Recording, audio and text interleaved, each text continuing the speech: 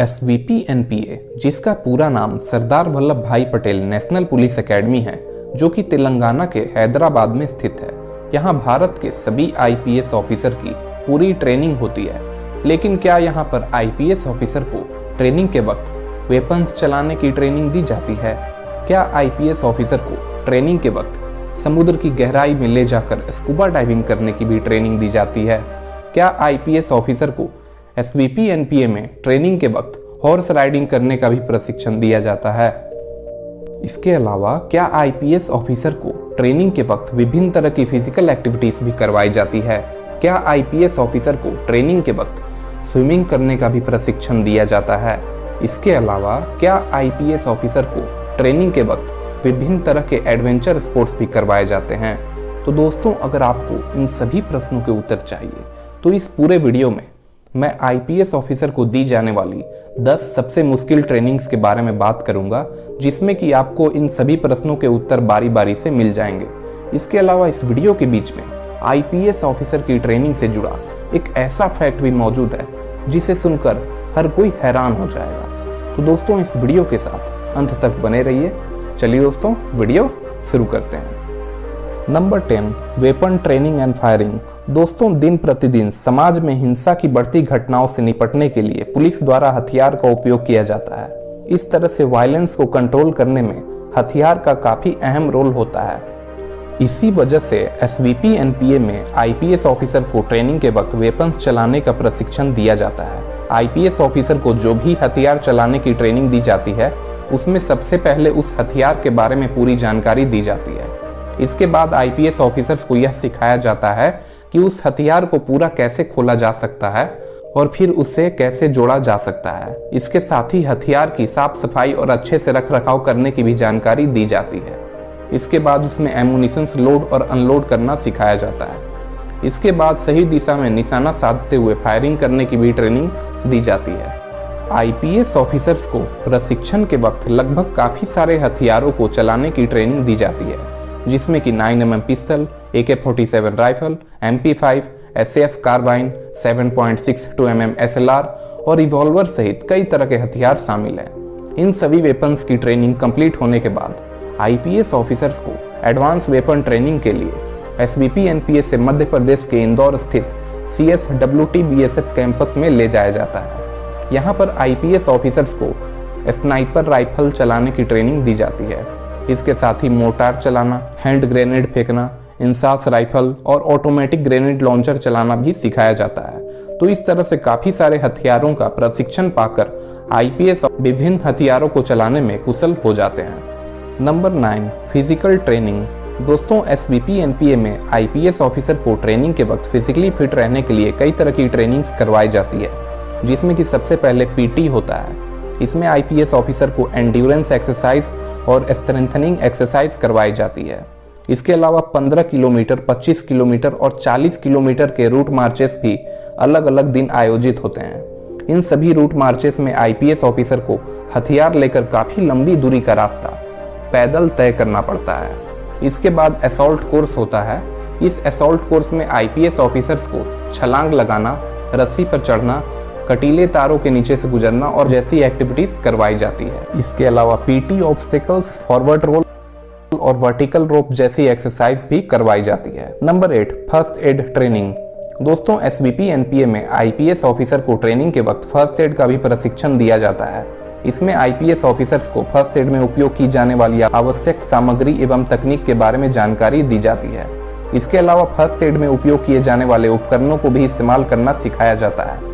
इसके साथ ही अगर बुलेट इंजुरीज, ब्लास्ट इंजुरीज या स्नेक बाइट जैसी घटनाएं ऑपरेशंस लीड करते वक्त हो जाए, तो ऐसे इमरजेंसी सिचुएशन में IPS ऑफिसर अपने साथी की मदद फर्स्ट एड के जरिए कैसे कर सकते हैं, यह भी जानकारी दी जाती है। दोस्तों, SVP-NPA में IPS ऑफिसर की ट्रेनिंग कंप्लीट होने के बाद उन्हें स्टेट कैडर्स अलॉट कर दिया जाता है। इसमें IPS ऑफिसर को अपने मन मुताबिक स्टेट कैडर सेलेक्ट करने का मौका मिलता है और फिर उसी स्टेट में IPS ऑफिसर की सर्विस लाइफ टाइम होती है। तो दोस्तों, नीचे आप कमेंट बॉक्स में यह कमेंट करके बताओ, अगर आप SVP-NPA में IPS ऑफिसर के रूप में ट्रेनिंग पूरी कर लोगे तो इनमें से एक कौन सा स्टेट कैडर सेलेक्ट करोगे? नीचे कमेंट में बताएं। Number 7, horse riding. दोस्तों, कई राज्यों में पुलिस बलों द्वारा अभी भी घुड़सवार पुलिस इकाइयों का उपयोग कानून और व्यवस्था को बनाए रखने के लिए किया जाता है। इसी वजह से आईपीएस ऑफिसर को ट्रेनिंग के वक्त एसवीपी एनपीए में हॉर्स राइडिंग करने का भी प्रशिक्षण दिया जाता है। इसमें आईपीएस ऑफिसर को यह बताया जाता है कि पुलिस के कामों में घुड़सवार पुलिस की भूमिका क्या होती है। इसके अलावा आईपीएस ऑफिसर्स को यह भी सिखाया जाता है कि हॉर्स राइडिंग का उपयोग करते हुए लॉ एंड ऑर्डर को कैसे मेंटेन किया जा सकता है। इसके साथ ही यह भी जानकारी दी जाती है कि हॉर्स राइडिंग का उपयोग करते हुए पेट्रोलिंग और ट्रैफिक मैनेजमेंट कैसे कर सकते हैं। इसके अलावा आईपीएस ऑफिसर को घुड़सवारी से संबंधित कुछ मूल बातों की भी जानकारी दी जाती है, जिसमें कि घोड़े पर सैडल पैड सही तरीके से लगाने और घोड़े पर चढ़ना एवं उतरना शामिल है।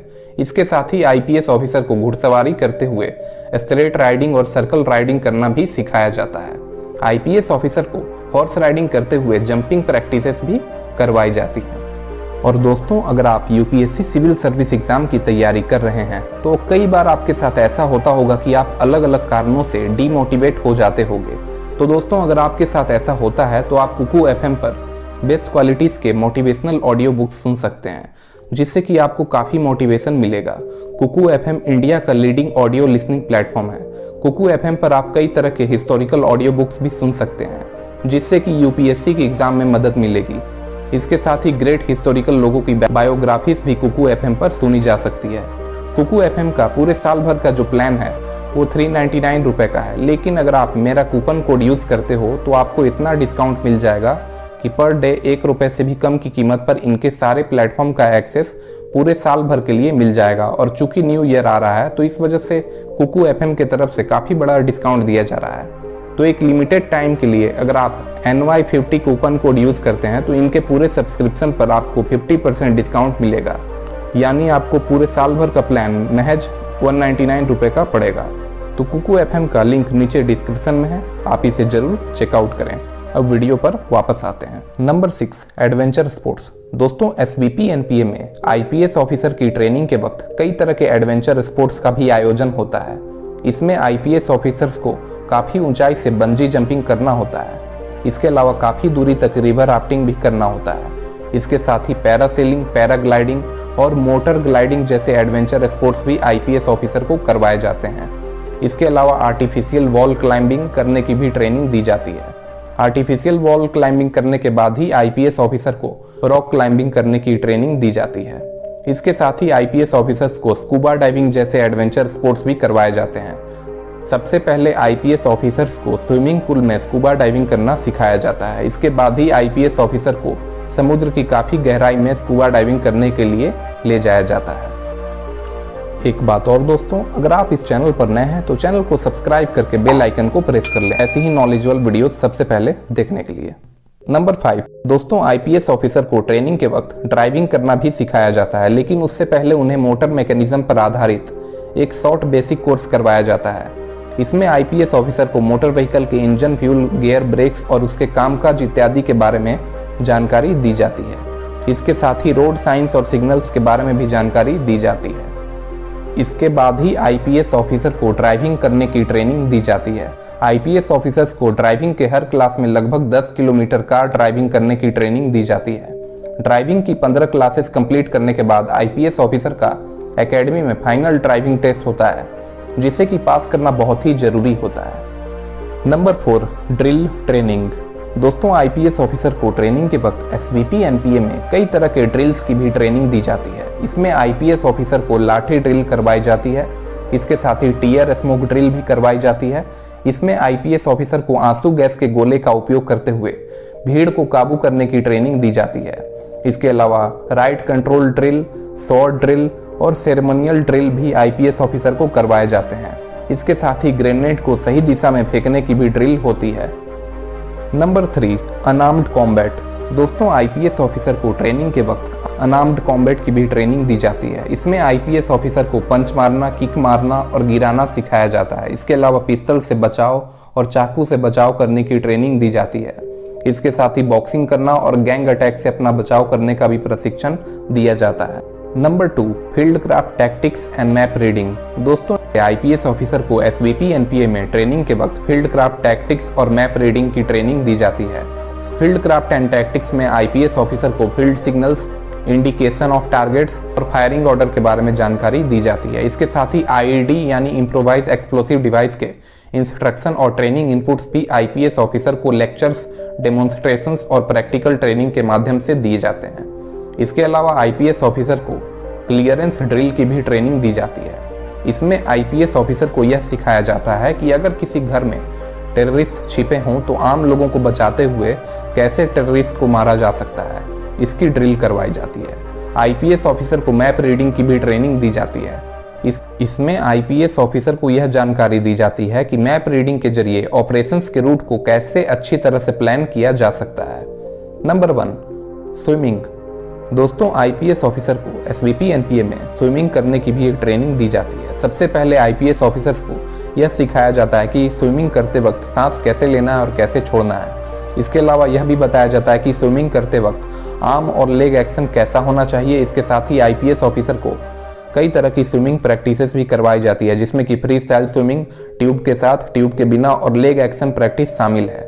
इसके अलावा आईपीएस ऑफिसर को स्विमिंग के फाइनल टेस्ट में भी पास होना बहुत ही जरूरी होता है। स्विमिंग टेस्ट पास न करने की स्थिति में आईपीएस ऑफिसर्स को सेवा से बर्खास्त तक किया जा सकता है। तो दोस्तों, आज का हमारा वीडियो यहीं पर समाप्त होता है। अगर वीडियो अच्छा लगा हो तो इस चैनल को सब्सक्राइब करके बेल आइकन को प्रेस कर लें। चलिए दोस्तों, मिलते हैं अगली वीडियो में। तब तक के लिए जय हिंद, वंदे मातरम।